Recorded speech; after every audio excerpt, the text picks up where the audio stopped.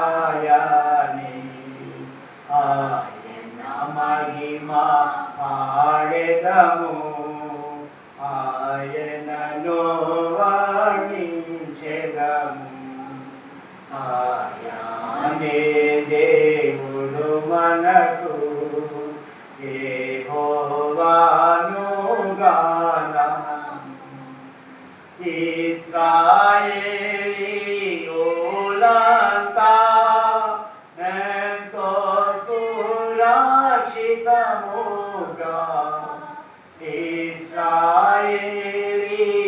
ఇశ్రాయేలీయులంతా ఎంతో సురక్షితముగా సముద్రము మధ్యను నేలను నడచిరి సముద్రము మధ్యను నేలను నడచిరి యెహోవాను గానము చేసెదము ఏకముగా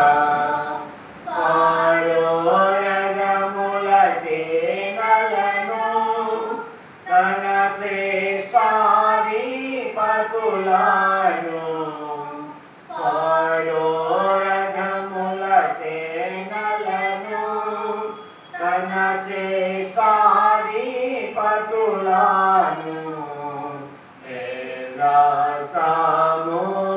సముద్రములోన ముంచి వేసే యెహోవా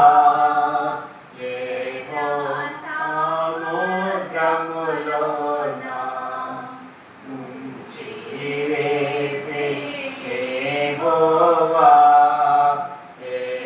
యెహోవాను గానము చేసెదము ఏకముగా యుద్ధశూరు యెహోవా నా బలము నా గానము యుద్ధశూరు యెహోవా నా బలము నా గానము నా పితరుల దేవుడు ఆయన పేరు యెహోవా నా పితరుల దేవుడు ఆయన పేరు యెహోవా యెహోవాను గానము చేసెదము ఏకముగా నీ మహిమాతిశయమునా కోపాగ్ని రగులా చేసి నీ మహిమాతిశయమునా కోపాగ్ని రగులా చేసి చేతవలే దాగించెదవు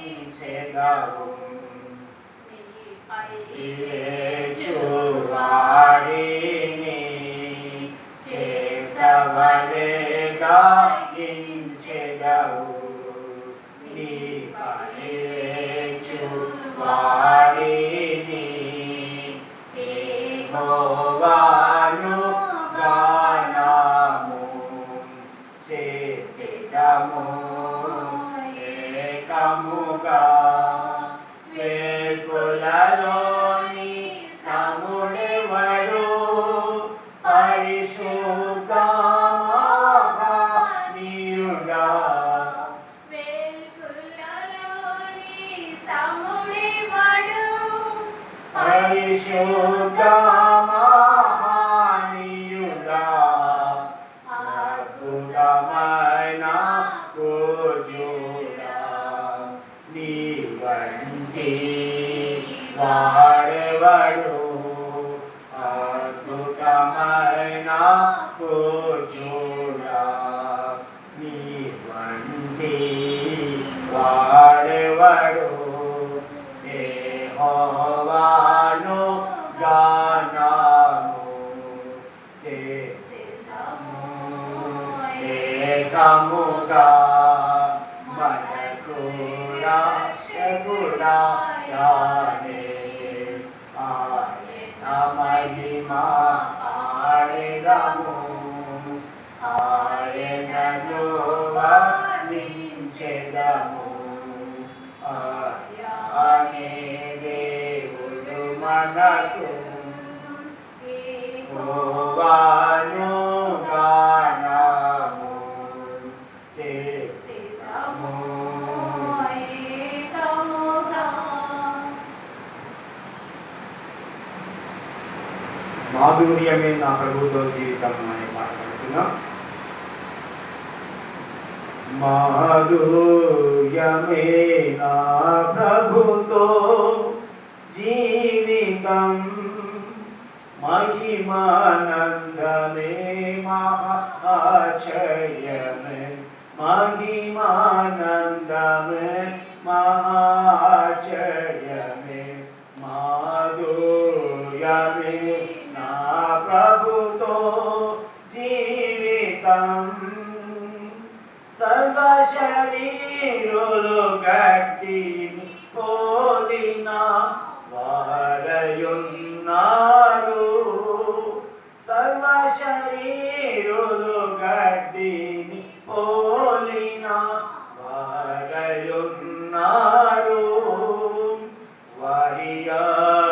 వారియగమంతయు పువ్వువలే వాడిపోవును వాడిపోవును మాధుర్యమే నా ప్రభుతో జీవితం నెమ్మది లేకుండా విస్తారమైన ఘనముండుట కంటే నెమ్మది లేకుండా విస్తారమైన ఘనముండుట కంటే దేవుని ఎంగలి భయభక్తులతో ఉండుటే మేలు ఉండుటే మేలు మాధుర్యమే నా ప్రభుతో జీవితం వాడబారని కిరీటమునకై నన్ను పిలిచేను వాడబారని కిరీటమునకై నన్ను పిలిచేను తేజోవాసులైన పరిశుద్ధులతో ఎప్పుడు చేరను ఎప్పుడు చేరను మాధుర్యమే నా ప్రభుతో జీవితం మహిమానందమే మహాచర్యమే మహిమానందమే మహాచర్యమే మాధుర్యమే నా ప్రభుతో జీవితం. ఇంతవరకు మన పాటల ద్వారా దేవుని మహిమపరిచిందాం. మరి కొద్దిసేపు దేవుని యొక్క వాక్యాన్ని మనం ధ్యానించుకుందాం.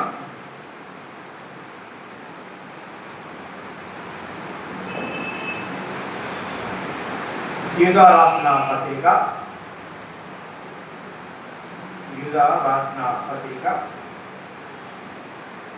17వ వచనము 18, 19 వచనాలు మనం చదువుతున్నాం.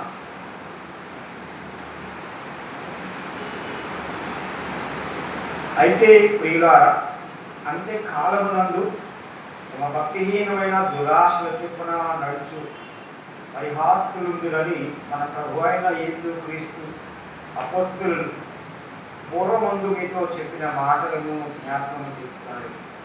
అతివారు ప్రకృతి సంబంధులను ఆత్మలేని వారినై ఉండి వేదములు కలుగు చేయించు ఇక మనం చదువుకున్నటువంటి వాక్య భాగంలో యూదా తన పత్రికలో రాస్తున్న మాటలు మనం చూస్తున్నాం. ఈ యూదా యేసు ప్రభు వారి యొక్క సహోదరుడు అనే విషయాన్ని మనము గమనించాలి. యేసు ప్రభు వారు జన్మించిన తర్వాత శరీర సంబంధంగా యోసేపు మరియమ్మలకు జన్మించినటువంటి వారు యూదా, అలాగే యాకోబు, సీమోను అనేటువంటి వారు. ఈ సహోదరులు సహోదరులు ఉన్నారు అన్న విషయాన్ని దేవుని యొక్క వాక్యంలో మనం చూస్తాం. మత్తయి సువార్త 13వ అధ్యాయంలో మనము గమనించినట్లయితే అక్కడ వారి యొక్క పేర్లు మనకు ఇవ్వబడ్డాయి. యోసేపు మరియమ్మలకి యేసు ప్రభు వారి తర్వాత వారి యొక్క వైవాహిక జీవితంలో యోసేపు మరియమ్మలకు జన్మించినటువంటి వారు యాకోబు, యూదా, సీమోను, యోసే అనేటువంటి వారు, అలాగే సహోదరులు కూడా ఉన్నారు అనే విషయాన్ని బైబిల్లో మనం చూస్తాం. మత్తయి సువార్త 13వ అధ్యాయం 55వ వచనంలో మాట రాయబడింది. కనుక ఈ యేసు ప్రభు వారి యొక్క సహోదరులుగా వాళ్ళు పిలువబడ్డారు. యోహాను సువార్త 7వ అధ్యాయంలో కూడా మనం చూస్తాం, ఆయన సహోదరులైనను ఆయన ఎందుకు విశ్వాసం ఉంచలేదు అనే మాట అక్కడ రాయబడింది. అలాగే యూదా తను రాసినటువంటి తన పత్రికలో ఆయన యేసుక్రీస్తు దాసులు అన్న మాటను మాకు రాస్తూ ఉన్నాడు. యేసుక్రీస్తు దాసులు అని పరిచయం చేసుకుంటున్నాడు. నిజమే, ఆయన యేసు ప్రభు వారికి దాసులుగా జీవించాడు యూదా. యేసు ప్రభు వారు జీవించిన కాలంలో ఆయన సహోదరులు కూడా ఆయన విశ్వాసం ఉంచలేదు. ఆ తరువాత యేసు ప్రభు వారు మరణించి సమాధి చేయబడి తిరిగి లేచిన తర్వాత ఆయన సహోదరులు ఆయన విశ్వాసం ఉంచారు. అలాగే తల్లి అయినటువంటి మరియ కూడా ప్రార్థించినట్టుగా మనం చూస్తాం. సహోదరులు కూడా ప్రార్థించినట్టు మనం చూస్తాం. అపొస్తలుల కార్యములు 1వ అధ్యాయంలో మనకు రాయబడింది. ఆయన సహోదరులు అలాగే తల్లి అయిన మరియ కూడా ప్రార్థనలో వారు కూడుకున్నట్టుగా మనం గమనిస్తున్నాం. కనుక ఈయన యేసుక్రీస్తు దాసుడుగా తాను పరిచయం చేసుకుంటున్నాడు యూదా. తన పత్రికలో ఈ మాట తెలియజేస్తున్నాడు. యేసుక్రీస్తు దాసుడు, యాకోబు సహోదరుడు అయిన యూదా తన దేవుని యందు ప్రేమింపబడి యేసుక్రీస్తునందు భద్రం చేయబడి పిలువబడిన వారికి శుభమని చెప్పి వ్రాయినది అని మొదటి వచనంలో రాస్తున్నాడు. అనగా సంఘానికి ఆయన తెలియజేస్తున్నాడు. ఈ పత్రికలో అనేకమైన విషయాలను యూదా రాస్తున్నాడు. ఎవరికి రాస్తున్నాడు అంటే దేవుని యందు ప్రేమింపబడి యేసుక్రీస్తునందు భద్రం చేయబడి పిలువబడిన వారికి, అనగా సంఘానికి రాస్తున్నాడు ఈ మాటలు. పిలువబడిన వారు అన్న మాట మనం గమనించినట్లయితే ఎక్లీషియా అనే గ్రీక్ పదం నుండి వచ్చినది పిలువబడుట. సంఘము అనగా పిలువబడిన వారు అనే అర్థము వస్తుంది. కాబట్టి పిలువబడిన వారికి అనగా సంఘానికి ఈ మాటలు తెలియజేస్తున్నాడు. సంఘములో ఉన్న విశ్వాసులకు ఆయన రాస్తున్నాడు. ఏమని రాస్తున్నాడు తన పత్రికలు అంటే, యేసు ప్రభు వారు మనకు అప్పుడు ఇచ్చినటువంటి ఒకే ఒక బోధ విషయమై మనం పోరాడాలి. ఎందువరకు పోరాడాలంటే అనేక మంది అబద్ధ బోధకులు, అబద్ధ ప్రవక్తలు, అబద్ధాలను బోధించేటువంటి వారు రహస్యముగా దొరబడి ఉన్నారు. వారి వలన దేవుని యొక్క నామము దూషింపబడుతుంది. కాబట్టి అందుకొరకు మనము పోరాడాలి.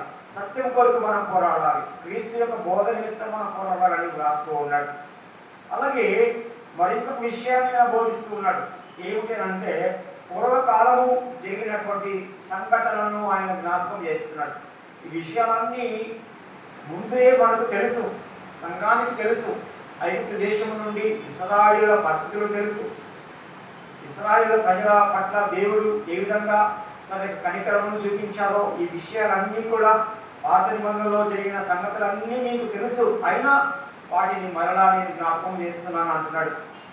అలాగే దూతలు తమ యొక్క ప్రధానత్వాన్ని నిలుపుకొనగా పాతాళ లోకంలోనికి పడవేయబడడాన్ని కూడా ఆయన జ్ఞాపకం చేసుకున్నాడు. అలాగే మిఖాయేలు దూతల గురించి, మోషే యొక్క శరీరమును గురించి జ్ఞాపకం చేస్తూ ఉన్నాడు. అలాగే బిలామును గురించి జ్ఞాపకం చేస్తూ ఉన్నాడు. కొరహు చేసినటువంటి తిరస్కారమును గురించి జ్ఞాపకం చేస్తూ ఉన్నాడు. ఇవన్నీ కూడా ఎందుకు జ్ఞాపకం చేస్తున్నాడు అని అంటే, పూర్వకాలం ముందు జరిగినటువంటి విషయాలు మనకు దృష్టాంతములుగా ఉన్నాయి, మనకు ఉదాహరణగా ఉన్నాయి. వారు అలాగూ నడుచుకున్నారు కాబట్టి వారు శిక్షించబడ్డారు. మనం అలాగే నడుచుకున్నట్లయితే వారి వలె మనం నడుచుకుంటే కనుక మనము కూడా దేవుని యొక్క ఉగ్రతకి పాత్రలం అవుతాం. కనుక మనం అలాగూ నడుచుకోలేకుండా మనము సత్యం అనుసరిస్తూ సత్యం కొరకు పోరాడుతూ క్రీస్తు మన కొరకు అప్పగించిన బోధ నిమిత్తం మనం పోరాడుతూ దేవుని యొక్క ఉగ్రతకు మనం గురి కాకుండా మన యొక్క విశ్వాసమును కాపాడుకోవాలనే ఉద్దేశంతో పూర్వకాలం జరిగిన సంగతిని జ్ఞాపకం చేస్తున్నట్టుగా మనం చూస్తున్నాం. అలాగే హానోకుని గురించి కూడా ఆయన జ్ఞాపకం చేస్తున్నట్టు మనము చూస్తున్నాం. అలాగే యేసు ప్రభు వారు మరి రెండవ రాకడ సమయంలో కూడా ఆయన వేవేల పరిశుద్ధుల పరివారంతో కూడా వస్తాడు. కాబట్టి మరి అంత్యకాల సమయంలో అంత్య దినములలో అనేకులు వారి యొక్క భక్తిహీనమైన దురాశతో నడుచుకుంటూ పరిహాసం చేసేటువంటి వారు ఉన్నారు అనే విషయాన్ని అపోస్తలులు చెప్పిన మాటలని ఆయన జ్ఞాపకం చేస్తున్నాడు. ఎందుకు అపోస్తలులు చెప్పిన మాటని జ్ఞాపకం చేస్తున్నాడు అంటే, అపోస్తలుడైన పేతురు గారు తన పత్రికలో రాసిన మాటని మనం చూస్తాం. పేతురు రాసిన 2వ పత్రిక 3వ అధ్యాయంలో అపహాసం చేసేటువంటి వారు పరిహాసకులు ఉంటారు. ఎందుకు అపహాసం చేస్తున్నారు వాళ్ళు అంటే, క్రీస్తు యొక్క రాకడ గురించిన వాగ్దానం ఏమైంది? సృష్టి ఆరంభం నుండి ఇప్పటి వరకు అలాగే ఉంది. మరి ఆయన వస్తానని చెప్తున్నారు. ఇంకెప్పుడు వస్తారు? ఆయన గురించిన వాగ్దానం ఏమైంది అని అపహాసం చేసేటువంటి వారు వస్తున్నారు. ఆయన రాకడ అనేటువంటిది ఉంది అని పేతురు తన పత్రికలో చెప్తున్న మాటలని ఇక్కడ యూదా గారు జ్ఞాపకం చేస్తున్నట్టుగా చూస్తున్నాం. కనుక అలాంటి అపహాసం చేసే పరిహాసకులు ఉంటారు అని అపోస్తలులు చెప్పిన మాటల్ని యూదా గారు జ్ఞాపకం చేస్తున్నాడు. అలాగే అట్టివారు మరి అపహాసం చేసేవారు, పరిహాసం చేసే పరిహాసకులు ఎలాంటి వారు అంటే ప్రకృతి సంబంధులు, ఆత్మ లేని వారై భేదములను కలుగజేస్తున్నారు అంటున్నాడు. కనుక అలాంటి వారు ఆత్మ సంబంధులు కాదు కానీ ప్రకృతి సంబంధులుగా ఉన్నారు, అలాగే ఆత్మ లేని వారుగా ఉన్నారు. కాబట్టి అలాంటి వారు భేదాభిప్రాయములను కలుగజేసేవారు, విభజనను కలిగించేవారు. ఈ విభజనలను కలిగించేవారు, భేదాలు కలిగించేవారు ఎవరు అంటే శరీర సంబంధులు వారు, ఆత్మ సంబంధులు కాదు, వారు ప్రకృతి సంబంధులు అనే విషయాన్ని మనం చూస్తాం. అలాగే కొరింథీ రాసిన మొదటి పత్రిక 2వ అధ్యాయంలో మనం గమనించినట్లయితే అక్కడ అపోస్తలుడైన పౌలు గారు కూడా చెప్తున్నాడు.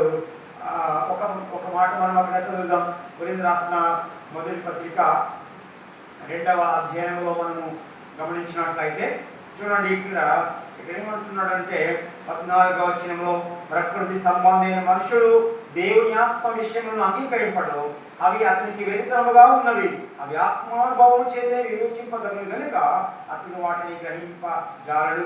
ఆత్మ సంబంధి అయిన వాడు అన్నిటినీ వివేచించును, కానీ అతను ఎవరి చేతనను వివేచింపబడడు అని చెప్తున్నాడు. ఇక్కడ ప్రకృతి సంబంధి అయిన మనుషుని గురించి మాట్లాడుతున్నాడు, అలాగే ఆత్మ సంబంధమైన మనుషుని గురించి మాట్లాడుతున్నాడు.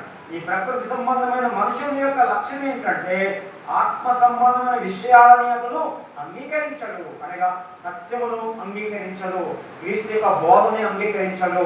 మరి ఆత్మ సంబంధమైనటువంటి వాడు ఆత్మ సంబంధమైన సంగతులను ఆలోచిస్తాడు, సత్యమును అంగీకరిస్తాడు, సత్యాన్ని గురించి అతడు వివేచిస్తాడు, ఆలోచిస్తాడు అనే విషయాన్ని జ్ఞాపకం చేస్తున్నాడు. కనుకనే ఇక్కడ యూదా అదే మాటను గుర్తు చేస్తూ మరి ప్రకృతి సంబంధమైనటువంటి మనుషులు ఉన్నారు, అలాంటి వారు ఆత్మ లేని వారు ఉంటున్నారు, అలాంటి వారు భేదాభిప్రాయాలు కలిగించేవారు, భేదములు కలిగించేవారు, వాళ్ళు విభజనలు తీసుకుని వచ్చేవారు. ఈ విభజనలు భేదములు అనేటువంటివి శరీర కార్యాలకు సంబంధించినటువంటివి. గలతీ పత్రిక 5వ అధ్యాయం 19వ వచనం నుండి మనం చూస్తాం. శరీర కార్యములు స్పష్టమైనవి అని చెప్తున్నాడు. ఆ శరీర కార్యములలోనే భేదములు, విమతములు, మత్సరములు, కలహములు, క్రోధములు అనే మాటలు మనం చూస్తాం. కనుక ఈ భేదములు అనేవి శరీర కార్యములలో ఒకటి, శరీర సంబంధమైనటువంటివి. మరి ఇప్పుడు అనేకులు అలాంటి ప్రకృతి సంబంధమైనటువంటి మనుషులు ఆత్మలేని వారుగా ఉండి సత్యమును అంగీకరించక, సత్యమునందు స్థిరత్వములు లేకుండా విభజనలు కలుగు చేస్తూ భేదాభిప్రాయాలను తీసుకొస్తూ ఉన్నటువంటి వారు అంత దినములలో ఉన్నారు. కాబట్టి ప్రియమైన వారులారా, మీరు విశ్వసించేటువంటి అతి పరిశుద్ధమైన దాని మీద మిమ్మును మీరు కట్టుకోనండి అని చెప్తున్నాడు. మిమ్ముని మీరు కట్టుకుంటూ పరిశుద్ధాత్మలో ప్రార్థన చేయుచు నిత్య జీవార్థమైన మన ప్రభువు యేసుక్రీస్తు కనికరము కొరకు కనిపెట్టుచు దేవుని ప్రేమలో నిలిచినట్లు కాచుకొని అని చెప్తున్నాడు. ఈ మాట సంఘానికి ఆయన హెచ్చరిక చేస్తున్నాడు. మీరు విశ్వసించే అతి పరిశుద్ధమైన దాని మీద మిమ్మల్ని మీరు కట్టుకోనండి, మిమ్మల్ని మీరు స్థిరంగా ఉండండి. మీ కొరకు ప్రభు అప్పగించిన బోధలో మీరు పోరాడండి. మీరు విశ్వసించేటువంటి యొక్క విశ్వాసం ఆ బోధ విషయంలో, ఆ బోధలో మీరు కట్టబడండి, సత్యంలో మీరు కట్టబడండి, పరిశుద్ధాత్మలో ప్రార్థన చేయండి. నిత్య జీవార్థమైనటువంటి మన ప్రభు యేసుక్రీస్తు యొక్క కనికరం కొరకు మీరు కనిపెట్టండి. అలాగే దేవుని ప్రేమలో మీరు నిలబడినట్లుగా కాల్చుకొని మీ విశ్వాసమును కాపాడుకోనండి అని చెప్తున్నాడు. కాబట్టి ఈ విధంగా యూదా తన పత్రికలో సంఘానికి తెలియజేస్తున్నటువంటి మాటలు ఇక్కడ మనం గమనిస్తున్నాం. అలాగే మనము యేసు ప్రభువారు మనకు అప్పగించిన ఒక్కసారి అప్పగింపబడిన బోధ నిమిత్తం మనం పోరాడాలి.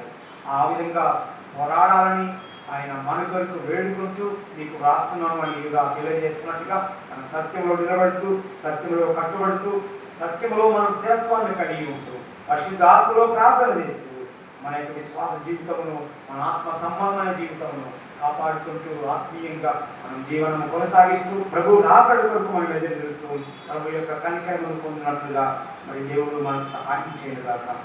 ఇంతవరకు శ్రద్ధగా వినందుకు మీకు అందరికీ హృదయపూర్వక వందనాలు తెలియజేస్తున్నాం. ప్రార్థన చేస్తున్నాం. పరిశుద్ధులైన మా తండ్రి, ప్రేమ కలిగిన మా దేవ, పరిశుద్ధమైన నామమునకు వందనాలు స్తోత్రాలు చెల్లించుకుంటున్నాం.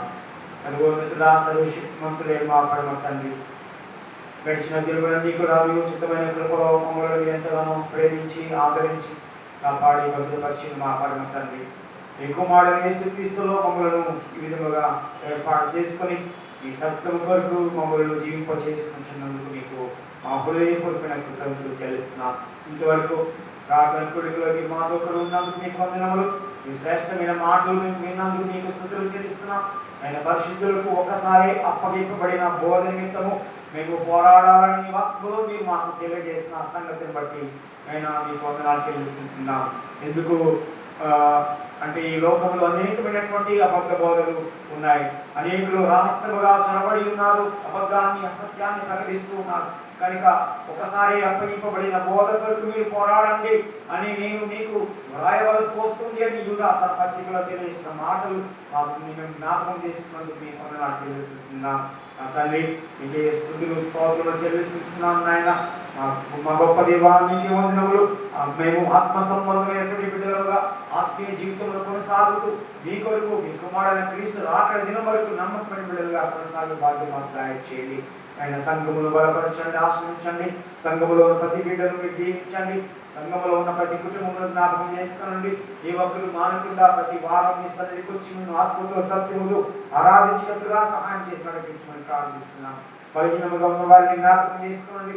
బాధలోను, శోధనలోను, సమస్యలు ఉన్న వారిని జ్ఞాపకం చేసుకోనండి. అలాగే నాయన సంఘము కొరకు ప్రభా మరి స్థలము నిమిత్తము మందిరం నిర్మించుకోవడానికి మా గొప్ప దేవా మీరు సహాయం చేయమని మీ సభ ప్రార్థన చేస్తున్నాం. మీకు సమస్తము సాధ్యమే, మీకు అసాధ్యమే ఏది కూడా లేదు తండ్రి. కనుక నా ద్వారాలు తెరవండి. తండ్రి పట్ల చాలా దీవెనలు కుమరించమని ప్రార్థిస్తున్నాం. మా రాష్ట్రాల కొరకు, ప్రపంచ దేశాల కొరకు మేము ప్రార్థన చేస్తున్నాం. రక్షణైన వారి కొరకు ప్రార్థిస్తున్నాం. అయినా మీ యొక్క సత్యవాక్యము మరి తెలియనటువంటి వారు, మీ సత్యమును గుర్తించినటువంటి వారి మనోనేత్రములు తెరువని ప్రార్థన చేస్తున్నాం. మీ సన్నిధి మాతో వచ్చినందుకు మీకు వందనములు. చిత్తమైతే ప్రభువా మరి ఒక పర్యాయం అందరం ఈ విధంగా కోరుకున్నట్లుగా సహాయం చేసి నడిపించమని ప్రార్థన చేయించున్నాం. సంఘమును దీవించండి, పరిచయను ఆశ్రయించండి. మీ దేవుడితో నిండి మీరే మహింపుమని మా ప్రభువు మా రక్షకులైన యేసుక్రీస్తు నామములో ప్రార్థించున్నాము తండ్రి. ఆమేన్.